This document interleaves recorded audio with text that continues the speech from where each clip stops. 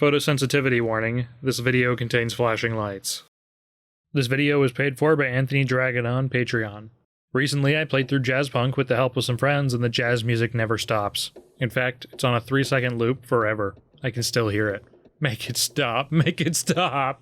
The following is a completely accurate summary of the campaign. Trust me. The game begins at an airport baggage claim, where we've shipped ourselves in a suitcase to avoid blowing our cover as a secret agent who still has to use public air travel. We're picked out of the baggage claim and sent through the 60s spy movie title montage, where we're dumped out into Darlington, which is actually just a defunct subway with a thin veneer of being a super secret spy agency. The secretary lets us know that the director isn't ready for us yet, even though we're his one and only secret agent and he does literally nothing all day, so we sit down and then he's immediately ready for us, which is a dick move because he knows that we've got bad knees and sitting down just to stand right back up is a pain in the ass. Or the knees. You know what I mean. Weekend at Bernie's asks us to take a seat and we get pranked by Whoopee Cushion and fills us in on our mission to infiltrate the Soviet consulate, which is spelled wrong on the board and I'm not sure if this was an intentional joke or a regular spelling error. Our mission, should we choose to accept it, is to retrieve a data cartridge with sensitive information on it. Seems simple enough. Weekend at Bernie's gives us a bottle of missional and heads off to the wine cellar, which is actually just him falling asleep underneath his desk. I told you he doesn't do anything all day. We take a pill and then fade into today's sponsor. Yeah, that's right, this video is paid for by a patron and a sponsor. Did you really think people are going to be climbing over themselves to watch Jazzpunk? Sorry, Anthony. You know it's true. Let's be honest, you already know what Raid Shadow Legends is. Everyone does. So we're going to run through this whole rigmarole again, but a little faster this time. This month, the Hydra is back and it still wants to force you to pay taxes, so gather up your champions to cut off its many powered heads so you can turn it into sushi. Or a kebab. Kebab? Or a smoothie, if that's your thing. Also this month, there's a new faction war crypt, the Shadowkin, a bunch of undead demon samurai because that's what the random war generator decided they'd make next. There's also still New Year's events and tournaments going on where you can get a new legendary champion. If you use the link in the description, you'll get some free resources and a mystery champion with a mystery flavor, but spoilers, it's coconut flavor. I hate coconut. The champion is still cool though, I guess. You can find your free stuff in your inbox here. This stuff is only available for the next 30 days and only for new players. After getting flashbanged by a title card, we wake up in a park outside of the Soviet consulate and have to figure out a way inside. We knock a guy off a bridge, but that's okay, he'll recover. We meet a shady guy in an alley and he gives us a degosser to fuck with some pigeons. So we scramble the magnetic fields of some pigeons and steal their pigeon pheromones. We find some placebex and pop a handful, but apparently you're not supposed to take those after taking missional, but I'm sure it's fine. When has mixing drugs ever caused any problems? After returning to the guy in the alley, he turns the pigeons into a pot pie, which we promptly slap into his face to give him 4th-degree burns because we're an asshole. A pigeon craps on us as we walk underneath it as revenge for degossing his brother into baking into a pie, but that's okay, we're wearing windshield wipers and it comes right off. Someone offers us a stick of gum, so we blow it up in his face and he's flung into traffic, but that's okay, he'll recover. We generate some hands at a payphone and watch a public domain commercial from the mid-20th century, while we blow smoke and throw popcorn at someone in front of us just to be a dick. We meet a frog who makes us play Frogger and then gives us a visor to hack into the local coffee shop's Wi-Fi network to watch frog porn. And now it's finally time to break into the consulate. We waltz in the front door and the secretary lets us know that we don't have an appointment, so we assault the security guard with pigeons, but apparently distracting the guard with a bunch of birds isn't the solution to this puzzle, even though it totally should be. We set the clock to lunchtime and the window washers outside leave for their break. How did they know it was time? We fucked with the clock inside the consulate. We take the window washer scaffold to the top floor where we combat roll inside to rub our grubby fingers all over everything just to make sure there's evidence of a break-in. Also our ass. After entering cyberspace, we retrieve the data disk and pull the fire and ice alarms before exiting down the garbage chute. We feed some koi at a pagoda before flashing back to Weekend at Bernie's, who assigns us our next job, telling a biotech engineer to steal his artificial kidney. We take some more missional and immediately lose sight of our target, so we wander around Japan for a while. A praying mantis selling lemonade eats the head off of one of her customers, and a woman lets us know that her fly shop was infested with vases. So we Legend of Zelda her shop and then murder the flies too, for good measure. We get into a fight with a guard who chops off our hand, so we use Force Lightning on him and murder him. And then we hack into a payphone and enter Night City, where we help some cyberpunks create a virus vacuum machine which we use to rob a bank. We escape the bank by ourselves, leaving our partners in crime to die, and end up back in the real world. Or was that the real world, and this is the simulation? We enter the golden lucky electronic squid and find our target, so we hatch a plan to poison him, but we have to get past the head chef. So we collect a bunch of spiders in a jar to throw at him because he's afraid of spiders. I don't know about you, but even if I wasn't afraid of spiders, I think I'd freak out a little if someone threw a handful of giant spiders on me. After poisoning the target, we steal his kidney and fight our way through some bowling pin men and an actual bowling pin, before returning to the pagoda from earlier to light some incense nonsense and bang a gong that returns us to Weekend at Bernie's. He gives us some much-needed vacation time as the subway rapidly fills up with water, so we travel the world to our resort. We check into the front desk and Street Fighter a car before entering our hotel room and going to the bathroom, but I struggle to figure out how to wipe because there's these 3 seashells and I'm not really sure what they do. We get a call from Weekend at Bernie's that our vacation is cancelled.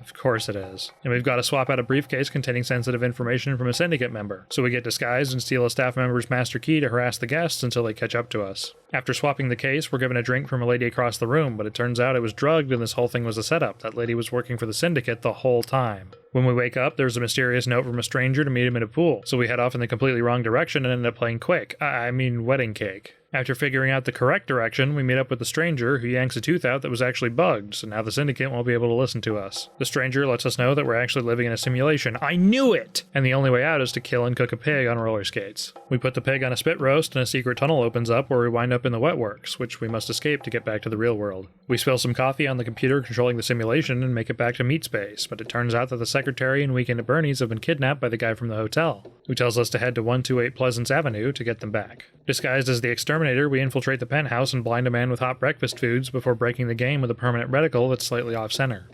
This doesn't go away. We find Weekend at Bernie's but get ambushed by a Mexican crab! No way, we get ambushed by the syndicate guy. He challenges us to a game of sport and we're teleported to the roof, where I'm forced to play golf with your friends, and I fucking hate that game. Fuck that game. Fuck golf. I hate golf. We Superman 64 our way to the next rooftop, where the game being broken finally catches up to me. I soft-locked it, somehow.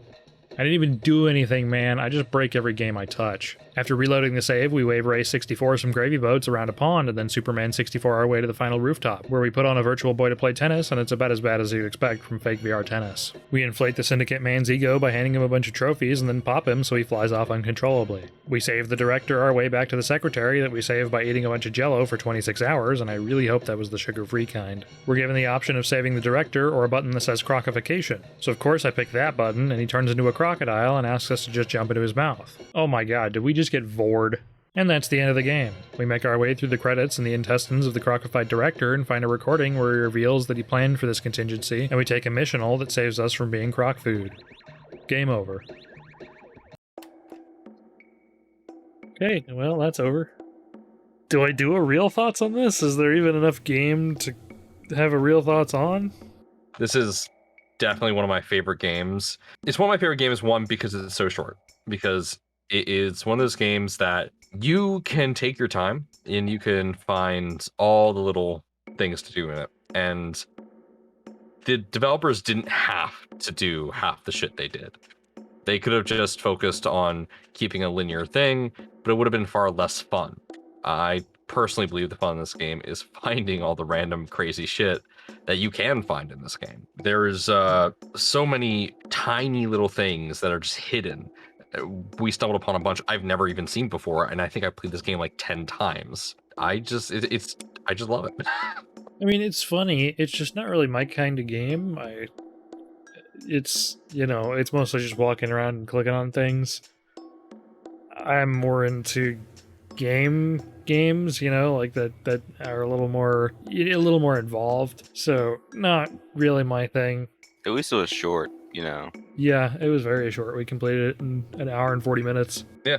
If it was any longer, I feel like after a point it would get kind of not like monotonous, but almost like the gameplay is too simple to really justify a longer experience. I think I paid $20 for this game, which is kind of steep. Yeah. Let me check. I feel like there has been multiple endings because I mean, there's a lot more content, and like you guys saw, there's a handful of mini games within this game. There's one where it's like a zombie survival kind of thing, but it's pizza survival. $15. Yeah, I feel like this was not worth $15, because Hollow Knight, that's $15, right?